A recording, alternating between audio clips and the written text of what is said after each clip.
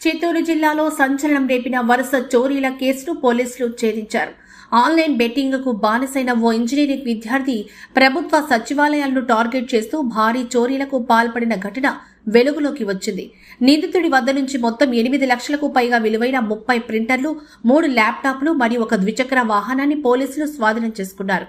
చిత్తూరు జిల్లా SP Shri Tushar Doodi IPS ఆదేశాల మేరకు Nagari in charge DSP J Rambabu పర్యవేక్షణలో కార్వేటి నగరం సీఐ ఎస్ఆర్ పురం ఎస్ఐ మరియు సిబ్బంది వాహన తనిఖీలు నిర్వహిస్తూ ఉండగా మఠం క్రాస్ వద్ద అనుమానాస్పదంగా తిరుగుతున్న యువకుడిని అదుపులోకి తీసుకున్నారు. అతని వద్ద ఉన్న ప్రింటర్పై అనుమానం రావడంతో విచారణ చేపట్టగా అతడు పలు ప్రభుత్వ సచివాలయాల్లో చోరీలకు పాల్పడినట్లు అంగీకరించాడు. నిందితుడు సి మహేష్ బాబు, వయసు 22 సంవత్సరాలు, ఎస్ఆర్ పురం మండలం కన్యకాపురం గ్రామానికి చెందినవాడు. ప్రస్తుతం తిరుపతిలో నివాసం ఉంటున్న ఈ యువకుడు ఇంజనీరింగ్ విద్యార్థి అని పోలీసులు తెలిపారు.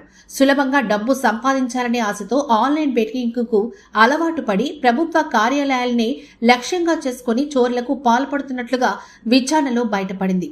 కట్టర్ సహాయంతో సచివాలయాల తలుపులు పగలగొట్టి ప్రింటర్లు, ల్యాప్టాప్లు మరియు ఇతర ఎలక్ట్రానిక్ పరికరాలను దొంగిలించేవాడని పోలీసులు వెల్లడించారు. అనంతరం వాటిని OLX యాప్లో సెకండ్ హ్యాండ్ వస్తువులుగా తక్కువ ధరలకు విక్రయించి వచ్చిన డబ్బును బెట్టింగ్ మరియు విలాసవంతమైన జీవనానికి ఖర్చు చేసేవాడని తెలిపారు. మహేష్ బాబుపై చిత్తూరు, తిరుపతి, అన్నమయ్య జిల్లాల్లో మొత్తం 18 కేసులు నమోదైనట్లు పోలీసులు వెల్లడించారు. చిత్తూరు జిల్లాలోనే 12 కేసులు, తిరుపతి జిల్లాలో 5 కేసులు, అన్నమయ్య జిల్లాలో 1 కేసు నమోదయ్యాయి. ఎస్ఆర్ పురం, వేదురుకుప్పం, గుడిపాల, జీడి నెల్లూరు, పాకాల, వడమాలపేట, ఎంఆర్పల్లి మరియు పీలేరు ప్రాంతాల్లోని పలు సచివాలయాల్లో ఈ చోరీలు జరిగినట్లు గుర్తించారు.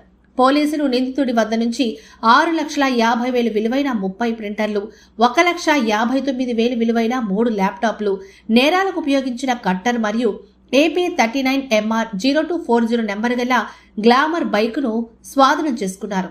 ఈ కేసులను విజయవంతంగా ఛేదించిన Karvetinagaram CI Y Hanumanthappa, SR Puram SI V సుమన్తో పాటు పోలీస్ సిబ్బందిని జిల్లా ఎస్పీ శ్రీ తుషార్ డూడి అభినందించారు.